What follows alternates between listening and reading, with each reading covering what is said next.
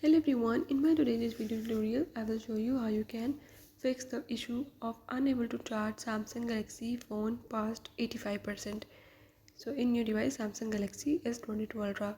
So if in this device, if you're having the issue like your phone is giving the error of unable to charge Samsung Galaxy phone past 85%, you can fix it by the methods I will tell you in this video. Follow the steps, watch the video till end, and don't forget to subscribe my channel and press the bell icon. Now let's watch the video.